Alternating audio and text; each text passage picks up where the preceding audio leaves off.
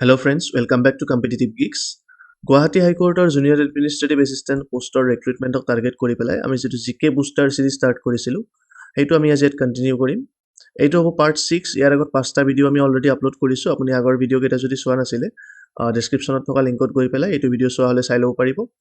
আৰু তাৰ পূৰ্বে আমি ইংলিছ গ্ৰামাৰৰো এটা সিৰিজ আমি দিছিলো য'ত ইংলিছ গ্ৰামাৰৰ কেইবাটাও ইম্পৰ্টেণ্ট টপিকছৰ আমি যিখিনি বেসিক কনসেপ্ট লগত তাৰ ইম্পৰ্টেণ্ট এমচিকিউজ আমি ডিসকাস কৰিছিলো। সেইখিনি ভিডিও আপুনি তাত পাই যাব এইখন প্লেলিষ্টতে। তো এতিয়া আমি আজিৰ ভিডিওটোৰ ফাৰ্স্ট এমচিকিউলৈ আগবাঢ়িম। The first question, the establishment of 3 universities at Calcutta, Madras and Bombay in 1857 followed the recommendation of. তো তিনিখন ইউনিভাৰ্চিটি এষ্টাব্লিছ কৰাৰ কাৰণে কলকাতা, মাদ্ৰাছ আৰু বম্বে কোনখন কমিশনে কোনখন কমিটিয়ে ৰিকমেণ্ড কৰিছিল?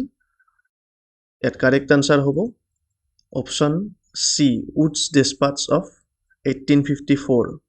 আৰু কাৰ দিনত হৈছিল এইটো? ভাইসৰয় কোন আছিল তেতিয়া? ভাইসৰয় আছিল লৰ্ড ডেলহাউসি। তেখেতৰ দিনত এই উডছ ডেছপাটছ আহিছিল আৰু তিনিখন ইউনিভাৰ্চিটি স্থাপন কৰাৰ কাৰণে ৰিকমেণ্ডেশ্যন দিছিল। আৰু ইয়াত এটা ইম্পৰ্টেণ্ট আছে, হাণ্টাৰ কমিশ্যনটো ইম্পৰ্টেণ্ট হয়। হাণ্টাৰ কমিশ্যনে যথেষ্ট অৰিহণা আছিল হাণ্টাৰ কমিশ্যনৰ for promotion of primary and secondary education. ইণ্ডিয়াত প্ৰাইমাৰী আৰু ছেকেণ্ডাৰী এডুকেশ্যন প্ৰমোট কৰাৰ কাৰণে হাণ্টাৰ কমিশ্যনে ৰিকমেণ্ডেশ্যন দিছিল। Next question number 2. Which writ is issued by a superior court to an inferior court or tribunal to stop it from exceeding its jurisdiction? Writ আপোনালোকে আগত শুনিছে high court বা supreme কোৰ্টে writ issue কৰিব পাৰে কেতিয়া? যেতিয়া আমি ভাবো কোনোবা সিটিজেনে যদি ভাবে যে তেওঁলোকৰ ফাণ্ডামেণ্টেল ৰাইট কিবা কাৰণত ভায়োলেট হৈছে বা কোনোবাই খৰ্ব কৰিছে ফাণ্ডামেণ্টেল ৰাইট, তেতিয়া ৰিট ইস্যু কৰিব পাৰে সুপ্ৰিম কোৰ্ট বা হাই কোৰ্ট বিলাকে।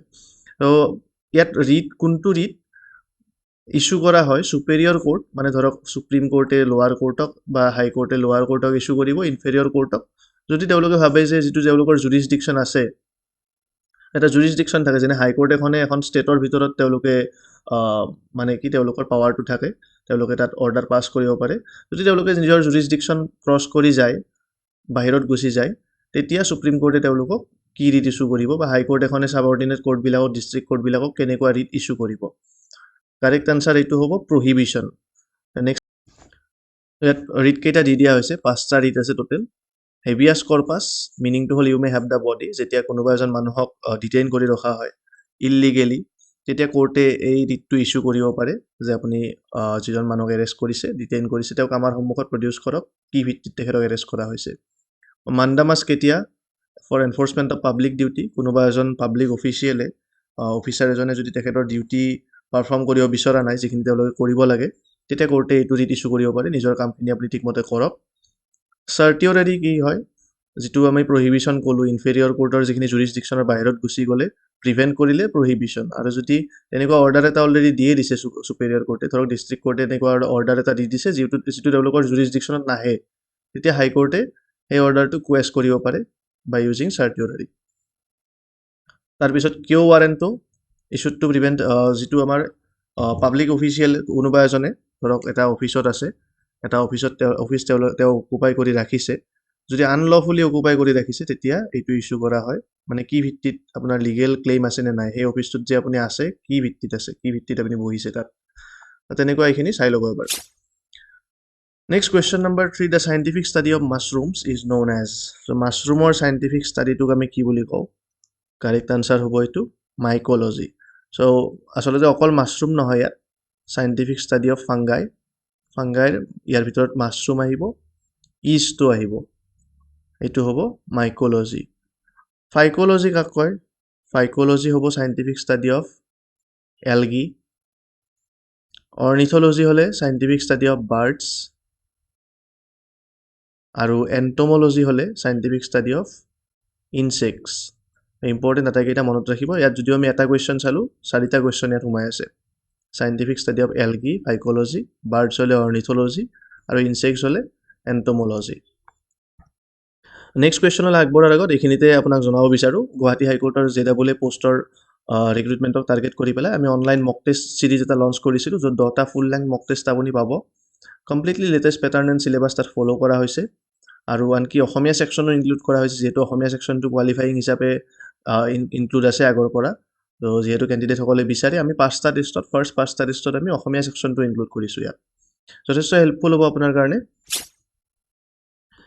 গোটেই 10টা মক টেষ্টত প্ৰাইচ 299 ৰখা হৈছে যদিও আপুনি ফেষ্টিভ কুপন কোড ইউজ কৰি পেলাই এই ফেষ্টিভ কুপন কোডটো ইউজ কৰি পেলাই এনেকৈ লিখিলে আপুনি জাষ্ট 249 ৰুপিজতে আটাইকেইটা মক টেষ্ট আপুনি পাবলৈ সক্ষম হ'ব আৰু ডেমো ভিডিঅ' এটা দি দিছোঁ ডেছক্ৰিপশ্যনত লিংক দিয়া আছে তাত আপুনি ষ্টেপ বাই ষ্টেপ যদি আগত আপুনি অনলাইন মক টেষ্ট দিয়া নাই পাৰ্চেছ কৰাৰ পৰা টেষ্ট দিয়ালৈ আটাইখিনি ষ্টেপ বাই ষ্টেপ প্ৰচিডিঅ'ৰ আপুনি পাই যাব কিবা জানিবলগীয়া থাকিলে এইটো আমাৰ মেইল আইডি দিয়া হৈছে তাত আপুনি মেইল কৰিব পাৰে বা টেলিগ্ৰাম গ্ৰুপ আৰু চেনেলৰ লিংকো তলত ডেছক্ৰিপশ্যনত দিছোঁ তাতো আপুনি আমাক কণ্টেক্ট কৰিব পাৰে টেলিগ্ৰাম গ্ৰুপত এইখিনি এডভান্টেজেছখিনি দিয়া হৈছে PDF মক টেষ্টৰ সলনি আগত মই বুজাইছিলোঁ ইনষ্টেণ্টলি আপুনি ইয়াত ৰিয়েল এক্সাম লাইক এটা এনভাইৰমেণ্ট পাব আৰু ইয়াত কোনো এনচাৰ কি আপুনি মিলাই চাই থাকিব নালাগে যেতিয়া আপুনি ছাবমিট বটন ক্লিক কৰিব ইনষ্টেণ্টলি আপোনাৰ ৰিজাল্টটো আহি যাব কিমান মাৰ্ক আপুনি স্ক'ৰ কৰিলে আৰু আটাইতকৈ ইম্পৰ্টেণ্ট বস্তুটো হ'ল উইক এৰিয়া এনালাইচিছ আপুনি কোনটো ছেকশ্যনত উইক আছে এতিয়াও কোনটো ছেকশ্যনত আপুনি বেছিকৈ ফ'কাছ কৰিব লাগিব বা কোনটো টপিকত ছেকশ্যনৰ ভিতৰতো কোনটো টপিকত আপোনাৰ বেছি টাইম গৈছে ধৰি লওক এটা কুৱেশ্যনত আপুনি 5 মিনিট স্পেণ্ড কৰিছে সেইটো আহি যাব তাত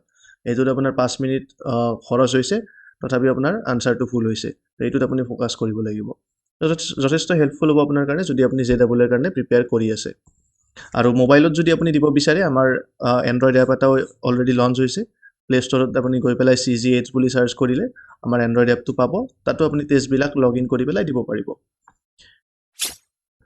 এতিয়া আমি উভতি আহিছোঁ আজিৰ 4 নম্বৰ কুৱেশ্যনটোলৈ MCQ the strait of Gibraltar connects the Atlantic ocean with strait of Gibraltar strait মানে হ'ল দুটা ডাঙৰ ৱাটাৰ বডি যদি নেৰ' ৱাটাৰ বডি এটাই কানেক্ট কৰে দুটা ডাঙৰ ৱাটাৰ বডি আছে ধৰি লওক দুখন সাগৰ আছে নেৰ' বডি এটাই যদি কানেক্ট কৰি ৰাখিছে তেতিয়া সেইটো হ'ব ষ্ট্ৰেইট আৰু এইটো যদি মেন মেড হয় তেতিয়া আমি কেনাল বুলি কওঁ যেনে আগৰ ভিডিঅ'ত আমি চাইছিলোঁ চুৱেজ কেনাল পানামা কেনাল আছে এইটো এই ষ্ট্ৰেইট অফ জিব্ৰাল্টাৰে এটলাণ্টিক অ'চেনক কোনটো চিৰ সৈতে কানেক্ট কৰে কাৰেক্ট আনচাৰ হ'ব মেডিটেৰানিয়ান চি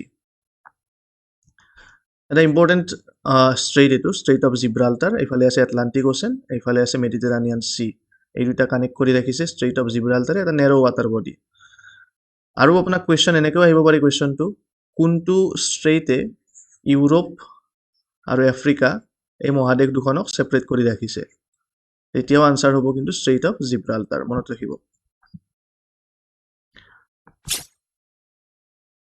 নেক্সট কুৱেশ্যন আপোনাৰ কাৰণে আছে এইটো the concept of directive principles of state policy DPSP in the Indian constitution as borrowed from the constitution of which country so' আগত আমি আগৰ ভিডিঅ'ত এই যিটো বিভিন্ন দেশৰ কনষ্টিটিউশ্যনৰ পৰা বড়ো কৰি পেলাই ফিচাৰ্ছবিলাক লোৱা হৈছিল আমাৰ কনষ্টিটিউশ্যনত সেই বিষয়ে ডিছকাছ কৰিছিলোঁ আগৰ ভিডিঅ' যদি চাইছে আপুনি এইটো ইজিলি আপুনি আনচাৰ কৰিব পাৰিব অপশ্যন দিয়া আছে আয়াৰলেণ্ড কেনাডা UK আৰু USA কাৰেক্ট আনচাৰ কোনটো হয় এইটো কমেণ্টত লিখি পেলাই জনাব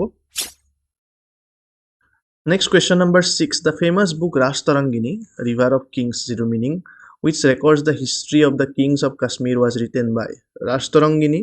এই কিতাপখন কোনে লিখিছিল কাৰেক্ট আনচাৰ হ'ব কালহান আৰু বাণভট্ট কিহৰ কাৰণে ফেমাছ আছিল তেখেত কোৰ্ট পয়েট আছিল হৰ্ষবৰ্ধনৰ ৰজা হৰ্ষবৰ্ধনৰ তেখেত কোৰ্ট পয়েট আছিল আৰু হৰ্ষচৰিত তেখেতে লিখিছিল হৰ্ষচৰিত শূদ্ৰকে তেখেতে ফেমাছ সংস্কৃত ড্ৰামা এখন লিখিছিল এইবিলাক ৰিপিটেটিভ কুৱেশ্যন মৃচ্ছকটিকা আৰু বিশাখা দত্ত তেখেতে কি কৰিছিল তেখেতে কি লিখিছিল মুদ্ৰা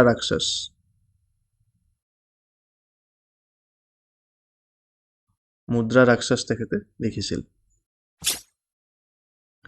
Next question number 7. The Chinese pilgrim Fa Hien visited India during the reign of which Gupta emperor? কোনজন গুপ্ত ৰজাৰ দিনত তেখেতে ইণ্ডিয়া ভ্ৰমণ কৰিছিল ভাৰত ভ্ৰমণ কৰিছিল কাৰেক্ট আনচাৰ হ'ব চন্দ্ৰগুপ্ত 2 ইয়াৰ অপশ্যনৰ ভিতৰত যিজন কুমাৰগুপ্ত 1 আছে কুমাৰগুপ্ত 1 ইম্পৰ্টেণ্ট কাৰণ তেখেতে নালন্দা ইউনিভাৰ্চিটি এষ্টাব্লিছ কৰিছিল হি ফাউণ্ডেড দ্য নালন্দা ইউনিভাৰ্চিটি মনত ৰাখিব কুমাৰগুপ্তা 1 Next question number 8 The Peshwa was the de facto head of the administration during which empire so Peshwa নিশ্চয় শুনিছে আপুনি Peshwa বাজিৰাও Peshwa আসলতে চিফ মিনিষ্টাৰ আছিল তেখেত আৰু তেখেতৰ কি হৈছিল এক্সুৱেল ৰুলিং অথৰিটি বুলি ক'ব পাৰি মানে তেখেতৰ পাৱাৰটো যথেষ্ট বেছি আছিল আৰু পিছলৈ তেখেতে ৰজাৰ সমান মানে পাৱাৰ তেখেতে লাভ কৰিছিল Peshwa কোনটো এম্পায়াৰৰ এডমিনিষ্ট্ৰেশ্যন আছিল হেড আছিল এইটো কাৰেক্ট আনসাৰ হ'ব Maratha empire Next question number 9. Who is the author of the classic novel A Passage to India? A Passage to India এই নভেলখনৰ উপন্যাসখনৰ লিখক কোন কাৰেক্ট আনসাৰ এইটো হ'ব E.M. Forster অপশ্যনৰ ভিতৰত আমি যদি চাওঁ ৰুডিয়াৰ্ড কিপলিঙৰ এখন ফেমাছ বুক আছে দ্য জাংগল বুক কুৱেশ্যন আহি যাব পাৰে দ্য জাংগল বুক আৰু সলমান ৰুছদিৰ যদি আমি চাওঁ ফেমাছ বুক এখন মিডনাইট চিলড্ৰেন তেখেতৰ এখন ফেমাছ বুক তাৰপিছত লাষ্ট কুৱেশ্যন নম্বৰ 10 লৈ আহিছোঁ which Indian city is known as the Deccan queen or the queen of the Arabian sea কোনখন চহৰক queen of the Arabian sea বুলিও কয় কোচি হায়দৰাবাদ বেংগলুৰু নে বিশাখাপট্টনম কাৰেক্ট আনসাৰ হ'ব এইটো কোচি বা পুৰণি নামটো হ'ল কোচিন ইয়াৰ ভিতৰত হায়দৰাবাদক চিটি অফ পাৰ্লছ বুলিও কোৱা হয় পাৰ্লছ মানে মুকুতা আৰু বেংগলুৰুক কোৱা হয় silicon valley of India So, এইটো ভিডিঅ'ত ইমানখিনি আছিল কুৱেশ্যনছ নেক্সট ভিডিঅ'ত আকৌ ইম্পৰ্টেণ্ট কিছুমান MCQs আপোনালোকৰ কাৰণে লৈ আহিম চেনেলটো যদি আপুনি ফাৰ্ষ্ট টাইম আহিছে তেনেহ'লে ছাবস্ক্ৰাইব কৰি ল'ব পাৰে আৰু লগত নটিফিকেশ্যন বেলটো ক্লিক কৰিব যাতে নেক্সট ভিডিঅ' আমি যেতিয়া আপলোড কৰোঁ তাৰ ইমিডিয়েট নটিফিকেশ্যন আপুনি আপোনাৰ মোবাইলত পাব পাৰে আৰু ভিডিঅ'টো চাই যদি আপুনি ভাল পাইছে লাইক কৰিবলৈ নাপাহৰিব আৰু আপোনাৰ বন্ধুসকলে যদি এই JEE এক্সামৰ কাৰণে প্ৰিপেয়াৰ কৰি আছে তেওঁলোকৰ হয়তো ভিডিঅ'টো শ্বেয়াৰ কৰিবলৈ নাপাহৰিব চাই থাকিব আমাৰ channel Competitive Clicks thank you for ৱাচিং